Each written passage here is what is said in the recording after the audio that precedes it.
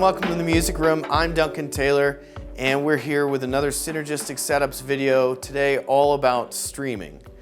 But first, we are standing in what we call the Listening Lab. It's one of our brand new, just constructed, state-of-the-art listening rooms.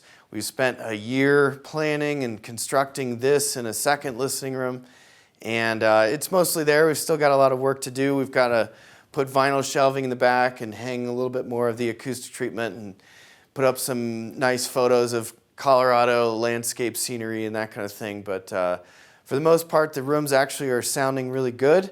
And so we wanted to do our first video in here. We will have more video content about this room coming up very soon. But today's focus is all about streaming.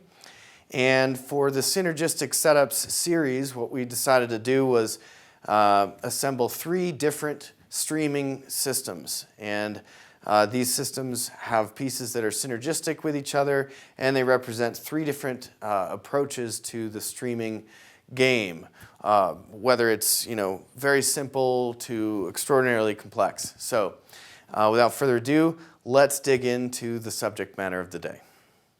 Bits and bytes have been flowing to our digital music playback equipment for a long time, but the age of Ethernet as input is still relatively young.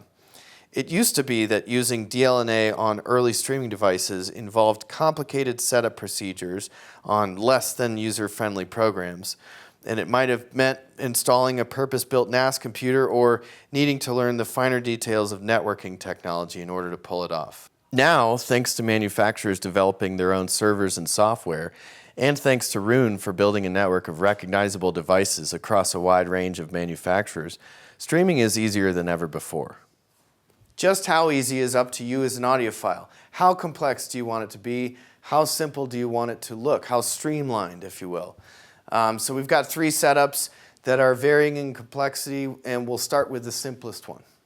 The brilliance of the C700 is the all-in-one functionality, and I'm throwing it a challenge here to judge its ability to drive even large and fairly insensitive speakers like these Harbeth Monitor 40.3 XDs. It's got a lot of tricks up its sleeve, like an optional high pass for speakers and low pass for a subwoofer through the dedicated subwoofer out. It outputs 80 watts per channel continuously and features digital and analog inputs, and even has an HDMI ARC channel input. As a BlueOS device, it can connect with a ton of other BlueOS products on the same network, making the multi-room possibilities very easy. And besides its BlueOS functionality, the C700 is compatible directly with Spotify Connect and Tidal Connect. Now, the sound quality for a device like this, that it's quite complex, and the fact really that it combines streamer, DAC, preamplifier, and amplifier under one box makes this not just a good product, but makes it a great product. In fact, the way that it handled the Harbeth 40.3 XD speakers in here was remarkable, and it is an odd pairing with a $25,000 set of speakers and a $1,500 source. I'd think about pairing these more with like the KLH Model 5s that are available from the Music Room.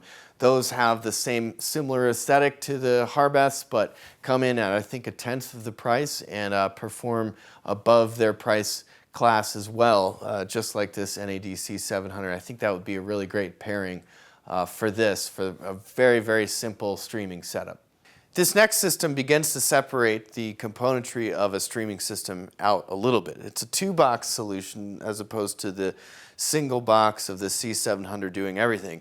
In this case, we've got preamplification and amplification duties pulled off by this Lab 12. It's called the Integra 4, and it's an integrated amplifier from the Greek brand Lab 12 using these KTA 150 tubes. And then for the source, we've got an R-Ender A200.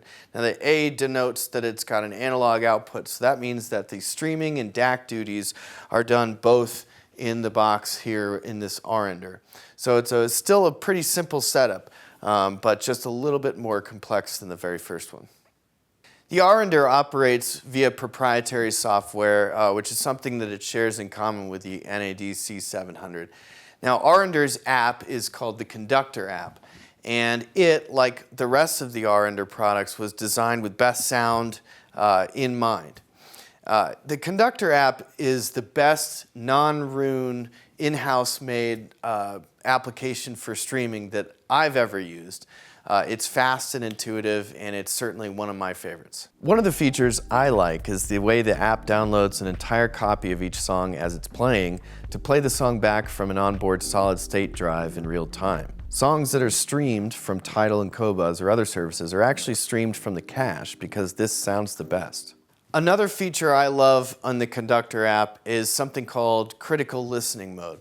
Now, this mode switches off some display circuitry and background operation of the Arender and actually results in better sound quality when you're listening. I mean, hence the name of it, critical listening.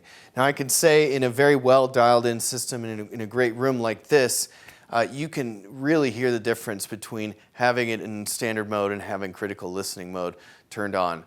For example, the things that you can hear are the soundstage height increasing and depth and layers and that kind of thing coming out a lot more when some of this noisy display circuitry is switched off.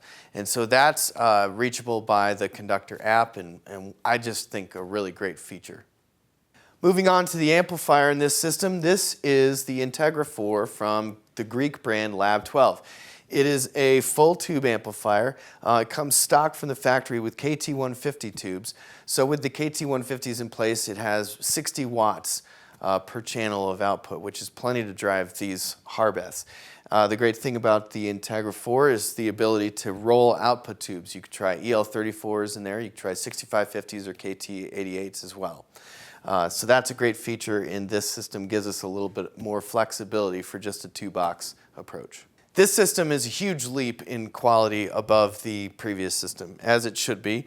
It's at least $10,000 more than the one-box solution of the C700. But specifically when it comes to synergy, these two components are really great together. The Arender's AKM DAC chips and that kind of full-bodied, velvety sound that comes from those AKM 4490 DACs, compared with the really transparent, wide bandwidth presentation of the KT150 equipped Integra 4, makes for a great synergistic sound. The sound of this system on the Harbeths was really, really memorable, and it represents a very synergistic approach with just two boxes in the rack and a still very streamlined approach to bringing streaming into your audiophile listening. Now, that second system was truly excellent, but we all know that the audiophile hobby doesn't end there in terms of performance potential or complexity or extravagance of an audio system. So for a true, fully referenced sound system that's based around streaming, this last system is beginning to separate all of the components out into their individual boxes. Just like in any other place in HiFi, when you devote one task to one box with its own power supply and it's purpose built for that one task, the performance potential is increased. And so this is a four-box solution that separates the streamer, DAC, preamp, and amplifier into a fully streaming-based HiFi system. This system starts with a Roon core, which is the device that houses the Roon software. In this case, it's one of Roon's own products, the Nucleus Revision B. It's nice and small, and in black it can match the system here. The next link in this chain is the Roon endpoint, which in this case is the Weiss Engineering DAC 502. Now, this DAC is quite special beyond its compatibility with Roon. Weiss is famous in the pro audio community as a manufacturer of some of the best sounding DACs and processors in the whole business. Their reputation goes way back to the mid-1980s, and company founder Daniel Weiss actually recently won a Grammy for his work. Now, audiophile customers have been finding out what great sounds the Weiss Engineering DACs make as well. And this one right here is the 502. It's the full width version of their DAC. The smaller one, which is a half width, more of a desktop size, is called the 501. But interestingly, both the 501 and the 502 contain the same circuitry internally, with the exception that the larger one offers a balanced headphone output in the back as well. This DAC can also be used as a preamplifier. But what we are going to do in this system, because we're doing it with all parts separated here, is bring it up to 0 dB, and which would be unity gain, so that the DAC passes the full signal to the preamplifier. And that preamp is the similarly pro audio born German brand SPL's Elector preamplifier. Now, we made a video recently about this preamplifier, so check that out on our channel if you've not done that already. It's a great piece of hi-fi equipment, and I think one of the best kept secrets in all of hi-fi. It hits well above its price point, and at $3,000 it is significantly cheaper than the other elements of this system, but it performs really well. Moving finally to the amplifier, this is the Chord Ultima 5 Stereo Power Amp. It's an amazing sounding piece of gear and seriously impressed me in this system with the big Harbeth speakers. It's got the ability to cast an expansive soundstage while really providing a firm control for these speakers. It sounds fast and powerful and somehow beautiful at the same time. I think this SPL offers just a little extra synergy with the Chord amplifier based on some listening I did directly with the Weiss going to the Chord. The Weiss and the SPL are very accurate linear devices, actually. They're not overtly hi-fi sounding or sizzly or any kind of exciting presentation to them. They're very liquid and accurate.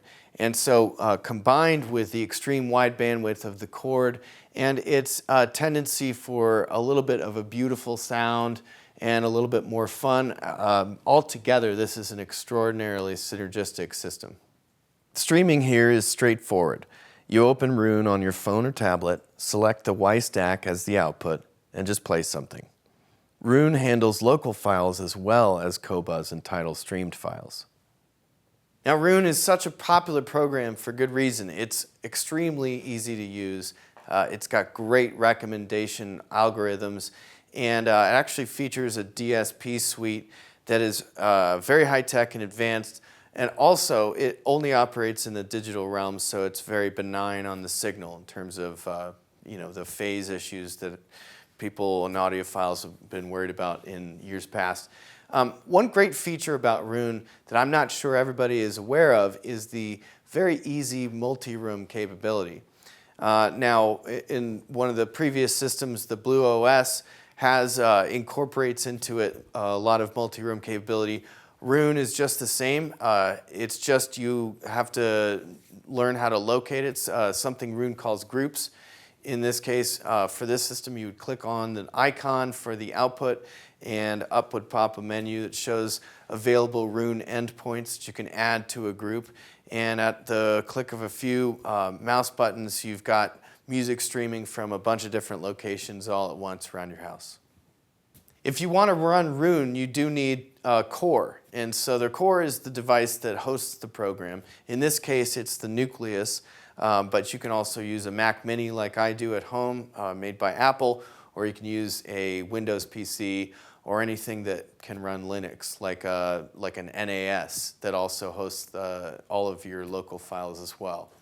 This system is simply inspiring to listen to. Now, paired with the dual Rel carbon special subwoofers we've got in here right now, this is as full range as it gets. Now, if you're wondering why we'd add subwoofers to speakers with such large woofers, I'll explain. The answer lies in the holes in the front of the speakers, the ports. Because they're ported, below the port tuning frequency, the speaker's bass roll-off is quick, meaning the speaker's bass response dives straight down below the tuned frequency. Any ported speaker should be paired with subs. These carbon specials are some of my favorites that Rel makes. Very nimble and capable. Well, that's it for our Synergistic Setups streaming edition. That was 3 very different hi-fi systems that are all devoted to the act of streaming. So what this shows is that the marketplace is full of great products right now that offer tons of flexibility that allow you to place music wherever you'd like in your life and in your house. And lots of products out there that actually, and synergistic pairings that can bring the fidelity level way up for your streaming digital rig, making perhaps even some of your vinyl-only audiophile friends a bit jealous of the sound you're getting. But the biggest takeaway here is just the flexibility available. Whether you use Rune, whether you use the Conductor app or Blue OS, it doesn't matter. There's so much available today that makes streaming easier than ever before. Well, I hope you enjoyed this video. Please stay tuned. We're going to have another video very soon about tips and tricks related to the streaming game. I'm going to talk about network switches and linear power supplies and upgraded cables and all kinds of good stuff like that. Subscribe if you haven't, and hit the like button if you liked this video. But for the Music Room, I'm Duncan Taylor, wishing you happy listening, and we'll catch you on the next video.